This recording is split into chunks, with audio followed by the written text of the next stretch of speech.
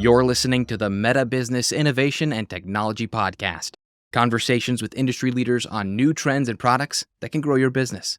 Today, host Jordan Rogers-Smith sits down with Gamze Yılmaz, the head of paid social at Delivery Hero, and Christine Liu, the CTO of Business Engineering North America here at Meta. Together, they'll discuss direct response marketing on Reels and some of the recently released features for driving performance.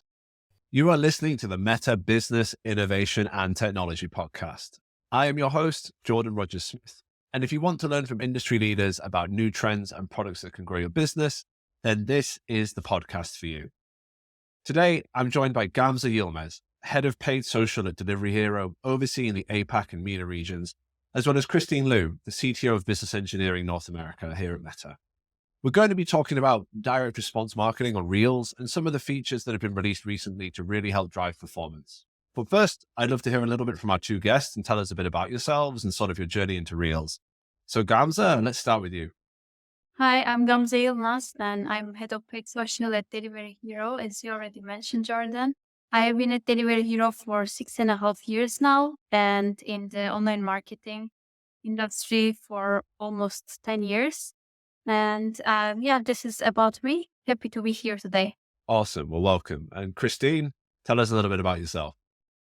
Hey, everyone. I'm Christine Liu. I've been on the business engineering team here at Meta for about 11 years and started working on Reel roughly about 2 years ago as we started seeing explosive growth and we're trying to figure out how do we solve advertiser problem on Reel. So happy to be on the podcast and share more.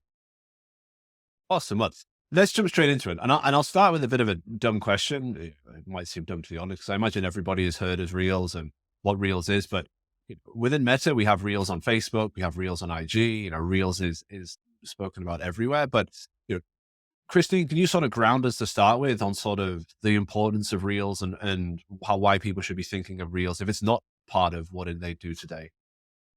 Absolutely. So just very basically, Reels is our short form video solution available both on Instagram and Facebook. It is a very immersive kind of way to experience new video content. And it is a big key part of our discovery engine today. So recently we've shared that video plays on Reels have actually exceeded 200 billion video plays per day across Instagram and Facebook. So as a marketer, it is a key kind of placement to be on and a key format to build for just to take advantage of all of that scale and all of that kind of explosion of growth, as I mentioned. And so Gamze, from your perspective, sort of what's the Reels journey been like for Delivery Hero and yourself? Like how long have you been sort of leveraging it and how did you sort of get to where you are today? Yes, we have been leveraging Reels from its very launch, of course. It has been a part of our placement selection always. And along the way, we have learned a lot. Of course, there are a lot of best practices also shared by Meta team with us and also what we have learned along the way. And we are working towards always trying to apply best practices for placements. And in this case, for Reels, mainly we try to make sure that, for example, we integrate brand cues natively or make sure that influencers are also included in the content. And these type of best practices we always aim to apply for Reels. And so with Reels, given the placement format and given its full sound on, or given its full screen, it's usually sound on, those are qualities that really land a particular brand message usually really well and what we've seen in other mediums. And so how have you thought about it in terms of how you've used Reels? Do you differentiate what you use it for in terms of your branding or your sort of performance-based advertising? Like how have you looked at that sort of segmentation of using the product? Yes, to be honest, for Instagram Reels and Facebook Reels, we don't really differentiate. But overall for Reels, we have a strategy. So we would use also on cross-use the content that we use in similar platforms as well, and utilize influencers and make sure that we have a variety of content. So always, of course, it needs to be vertical content. So we would always try to make sure that we use such videos that are not too long. And for DR especially, we have several best practices that we apply.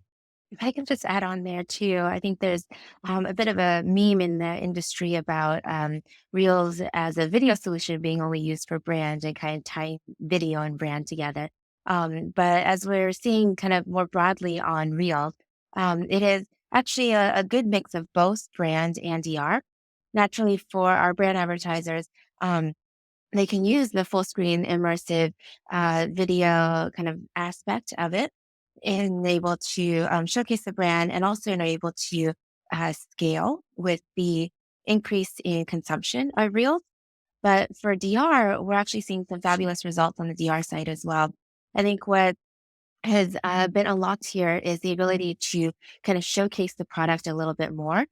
Since folks are, viewing the video for a little bit longer period of time, and then also with the addition of Reels being a more UGC forward surface with user generated content, then you get that kind of social element as well. So folks who are showing you how the shirt fits, the texture of it, the feel, and then kind of putting their weight a little bit behind that product. And so just to sort of double click on that point a little bit more, like how, Christine, do you think people should be approaching the DR versus brand question on Reels? Should it be similar to what they do on other placements? It should be different to what they do in other placements. Like for someone who hasn't really tested DR on Reels as of yet, should they consider it a different thing, or should just try it and go for it and see what happens? Like what would you advise? Absolutely. So I think there's a couple of like stepping stones to get involved into Reels on DR. So our best practice, first and foremost, is to leverage the placement, even with whatever assets that you have today. Just given the scale that we have, there's already benefit in turning it on, so to speak. We've seen some good success for advertisers who are leveraging, for example, their stories creative onto Reels, because for Reels, it is 9 by 16 video with audio. And typically, if you've built for stories, you've already built in that 9 by 16 format. So either adding audio on top of that, or if there's a way to kind of enhance maybe an image and add a little bit of motion to it to make it video. And then that I would say is kind of the step one. And then step two is then building creative that is designed for Reels. This doesn't need to go the full, creator route and finding a creator to build content for you, but it could just mean, shooting the video that you would normally shoot, but with a vertical 9 by 16 format, or even getting more involved. I would say the step after that is getting a little bit more into like the language of Reels. So adding a hook, adding maybe trending music, things like that. So there's a bit of a progression of how to get involved in Reels. But I think just for most folks, going the full video route probably seems very challenging and like a heavy lift. So I do also just want to emphasize that even just adding on that placement is shown to get some good gains. I guess, Gamze, I'm not going to ask you a question, but do you kind of want to just like react to what Christine said in terms of your own experience of your journey, like whether you did like go down a stepping stone or sort of your own advertising journey for when you first got started to where you are today? Yes, definitely. We have also gained the learnings that Christine shared, especially, and also adding humor or trending sounds definitely were a big learning for us as well. Yes. As we talk about going down that progression of funnel, like one of the things that I believe we've recently just released is a new addition to Reels called product level video, which I think is for anybody that knows our products well, taking the Advantage Plus catalog suite of products and applying it to Reels, which sounds crazy when you think about it because Reels is video first. So Christine, like help me demystify like what actually is product level video and how does it actually work? Yeah, absolutely. So as you said, it's based on our Advantage Plus catalog solutions. So you think of previously our Advantage Plus catalog solutions as being very image first. So this allows advertisers to upload a catalog of different products that they have, and then we will show that whether that's images or a carousel of images in feed, stories, and reels, and so on. So with product level video, the enhancement here is that we've allowed advertisers to upload videos into the catalog. So for this individual shirt or vehicle or maybe destination, you can now show a more visual format. And then in your Advantage Plus catalog ad, we will show videos either by themselves or interspersed in the carousel with other videos or other images. And so, Gamze, I believe Delivery Hero was one of the first companies to test this and use it in production, as it were. Can you share a little bit about the results and your experience of actually having leveraged this crazy sounding, scalable video product that we have? Yes, definitely. We when we heard about this new alpha, I think at this stage it was an alpha. We were very excited to test this and also see how it works with the Reels delivery, which we were suffering a bit when it comes to the DPA ads, the catalog ads. And Lukash, our team from my team and me, we collaborated also together with the Smartly team because this is our meta marketing partner. And there they helped us to produce these videos at scale because we wanted a big coverage from our catalog. So we achieved 47% of our catalog coverage. We produced at scale approximately, more than 5K videos. And we did this via our video template solution from Smartly. And we have seen 9% CPA improvement and 6% higher ROAS and 7% lower CPM with this solution and utilizing product level video solution. Also, one more thing that was very impressive for us is that in our business as usual, we are seeing less than 1% delivery in catalog ads. And after applying product level videos, then we have seen 25% of our impressions coming from Reels. So this was a great success for us to see. The 25% of impressions coming from Reels is really a fantastic stat to share. I think it shows that, when you build for the placement for that 9x16 video, then naturally the delivery will skew towards that placement. I think that's been one of the other kind of memes or myths that we've been hearing in the industry is, how do I get more delivery towards Reels? Because we have so much usage of it organically. And so folks want to see that matched on the ad side. And I guess, Gamze, has product level video now sort of become part of your BAU? Is it something that you've been able to continue to scale and leverage? Yes. Actually, we have done further tests with product level video. We wanted to also test different approaches. So as I mentioned with APAC case, with Food Pandas, we have tested it this videos. So we were able to use the video template solution and we were getting the vendor image and as well as the vendor name from the catalog. And then I would like to share with you a view of this video and maybe it can be played on the screen. And so there we were able to cover 47% of our catalog and we have seen really great results. And afterwards, we wanted to see more customized type of video. So we wanted to not have a video template, but rather less amount of videos for Mina, for our Talabat brand, and see if this will also help with our delivery. But in this case, we had only 5% of the catalog covered. So we did not see as much significant results as we have seen in APAC.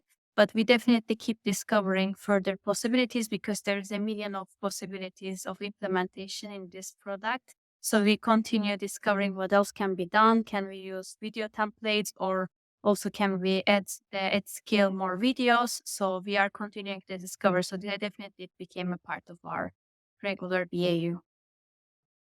And Christine, for folks who are interested in getting started with product level video, but are sort of flabbergasted by the need to go and create a whole load of video, like how do you get over that problem? Like where should they start? Yes.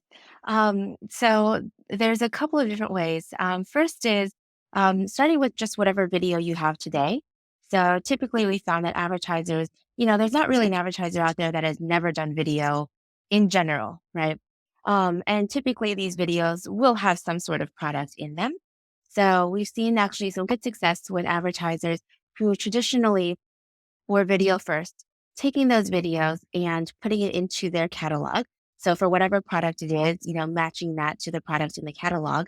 Um, and that actually by itself has shown some interesting gains because for advertisers who are doing just the video asset in a regular, maybe DR campaign, link clicks or conversions, when they added it to the catalog, they benefit from the product recommender that our Advantage Plus catalog suite has.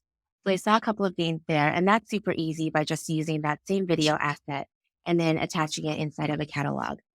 The next step, I'm all about these like step progression. So the next step after that would be likely using a partner. Like Gamze mentioned, they used Smartly. So a partner can also help with either building out video credit for you or likely doing it through a template solution. And then I'd say the most advanced step after that, we've seen some advertisers who are doing this through the creator network. So maybe they have an affiliate program or maybe they use creators in other ways. And, oftentimes creators are building content by showing off their haul or maybe showing like a video walkthrough of a hotel room or just different kind of use cases. And so attaching that video then to the corresponding product and catalog. And I also just want to make a note too.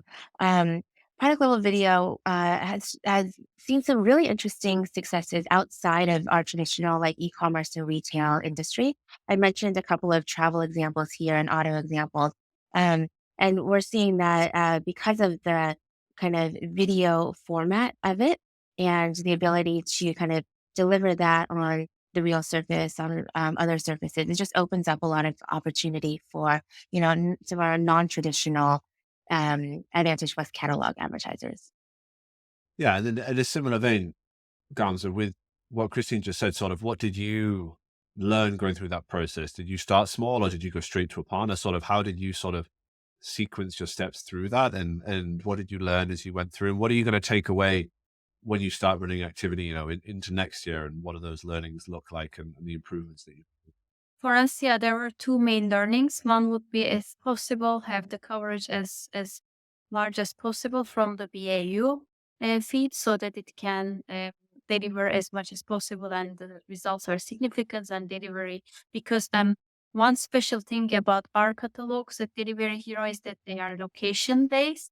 So a vendor can only be shown if you are in their delivery area.